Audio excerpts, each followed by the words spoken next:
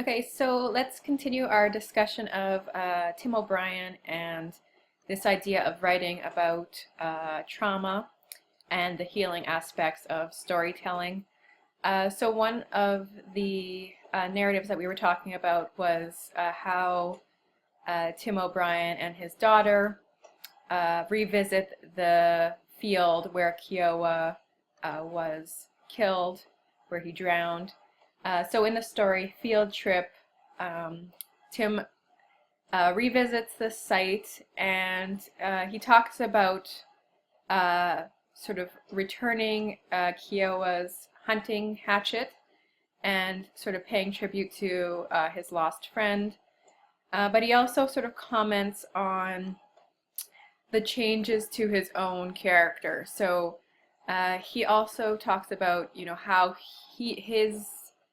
he's changed from this experience of the war in a same way, sort of similar to Norman Boker, but not taken to the destructive extreme of suicide. He still sees himself as having been changed from the traumatic conditions of the war and then seeing his friend die.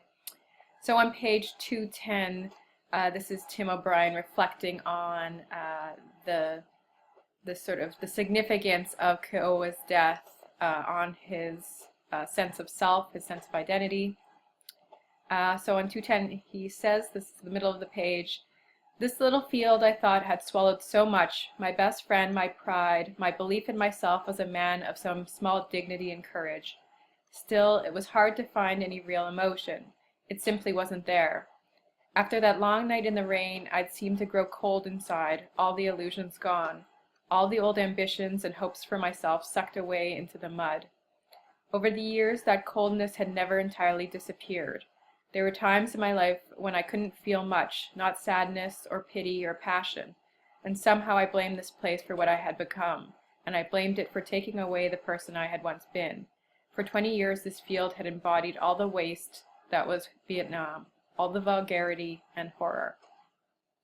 So here he's talking about how he sees himself, his personality, his feelings changed from the experience of the war. So he is expressing this fact that he has become a much colder, more emotionally detached person than when he entered the war. So he says it's almost as if he has no more feelings to feel, right? So that feeling of sort of numbness, coldness, or we talked about in terms of masculinity as a kind of stoicism, where you're sort of disconnected from your emotions. He is saying that the war experience has sort of ingrained this as part of his being. And it is sort of embodied or symbolically represented as this field of waste, right? The shit field as a kind of symbol of all the wasted lives of the friends that he lost, and also the vulgarity, the horror, the obscenity of this, what he calls the wrong war, right? So all the horror is embodied or symbolized in this field of human waste.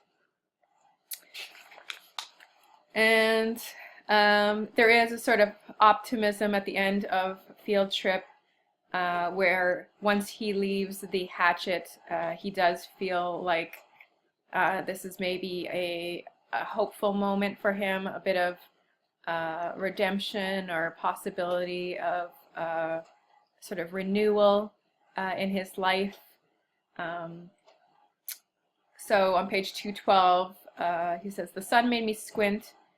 20 years, a lot like yesterday, a lot like never. In a way, maybe I'd gone under with Kiowa, and now, after 2 decades, I'd finally worked my way out."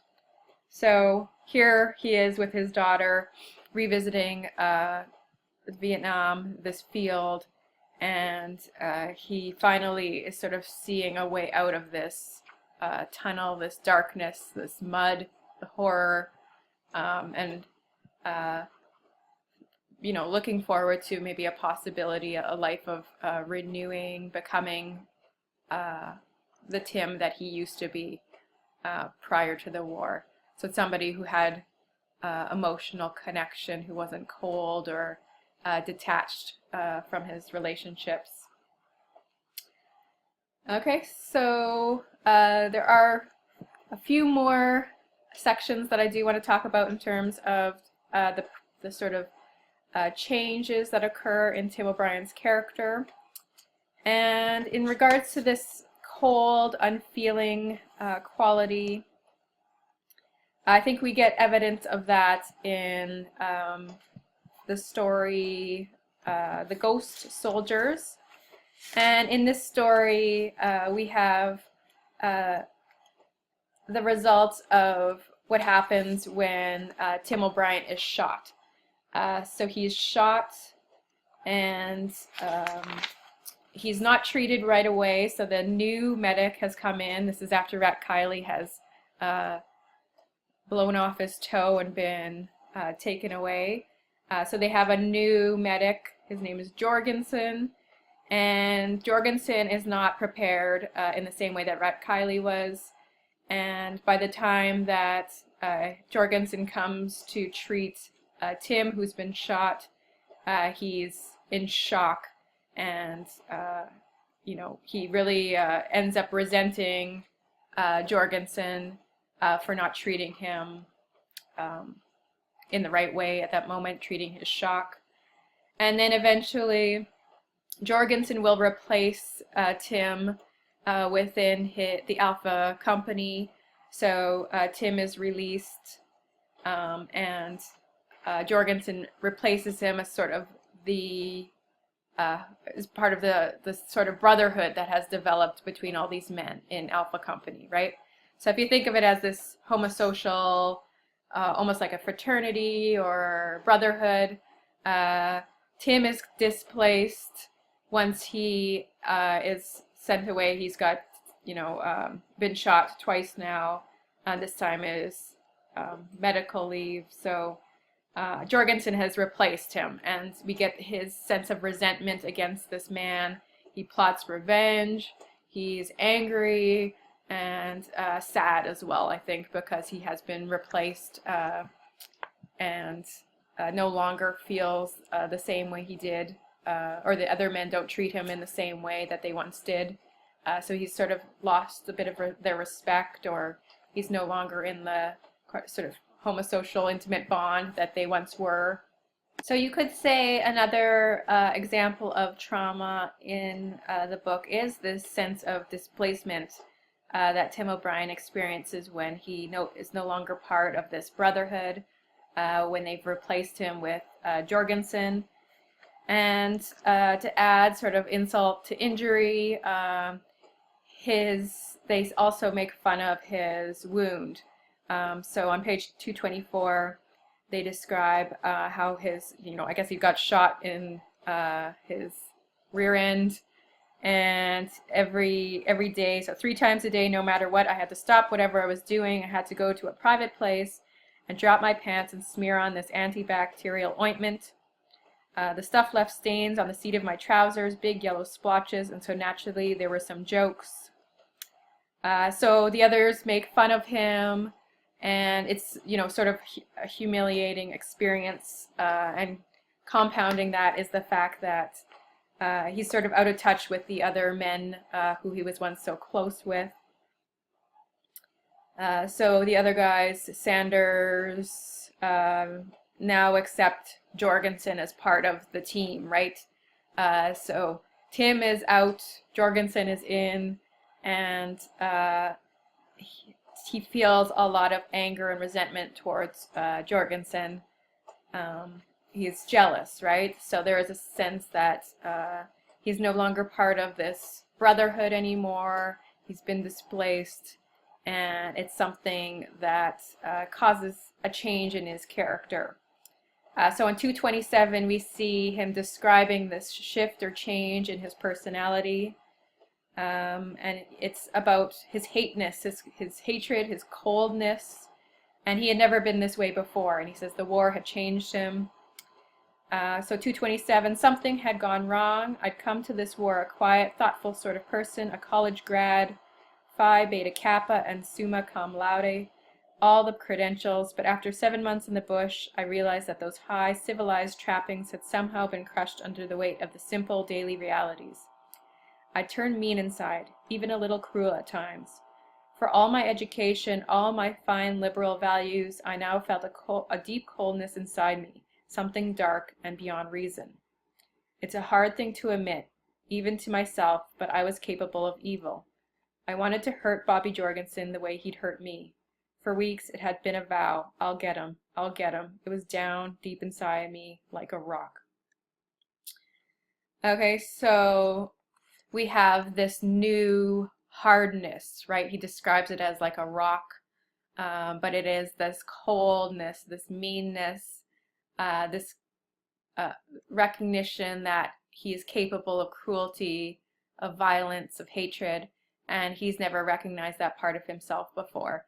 And it's the experience of the war that has brought this cold, violent, angry side to the surface. So we do sort of see that he has changed and grown colder, meaner, and less compassionate towards others. Not to the extent that some of the others have, like there's that character Azar, who I'm not really talking about, but you know, he is brutal and an extreme character. You know, he shot a puppy, I think, at one point, and he just seems to be like full of bloodlust and very violent. But it seems as if all of the characters are changed or altered in regards to their experience of the war. And the kind of person it teaches young men to be is, you know, cold, cruel, hard, tough, unemotional, stoic, and in many sense it destroys the part of them that was most human, the part that, you know, allowed them to feel compassion and had feelings and respond in a way that showed sensitivity. So it almost seems like a part of them died on the battlefield, and it's a loss that I think is reiterated in Tim O'Brien's self-reflection about how he talks about his own change. And the only thing that sort of seems to heal and redeem the men, in particular Tim, is his story writing. So we have the final story of the collection where he goes back to the lives of individuals who have died but who have touched him in some way, and he talks about storytelling as a way of keeping these bonds alive. And in fact, he says stories, the first line of the short story, the lives of the dead, he says, but this too is true, stories can save us. So right there we have a sense that, you know, storytelling for Tim was a way to survive and a way to sort of reclaim a part of himself that he thought was dead, and also to allow the lives of those people who he cared about, the men who did not survive, he allows them to sort of live on through his storytelling. So in this way, storytelling does become a means of survival and saving himself from that downward spiral that we saw someone like Norman Boker take.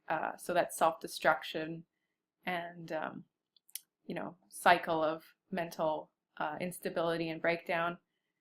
So Tim credits story writing, storytelling as a means of sort of finding himself again and returning, at least in part, to that child, that innocence, that feeling, that human quality that he thought was maybe lost forever.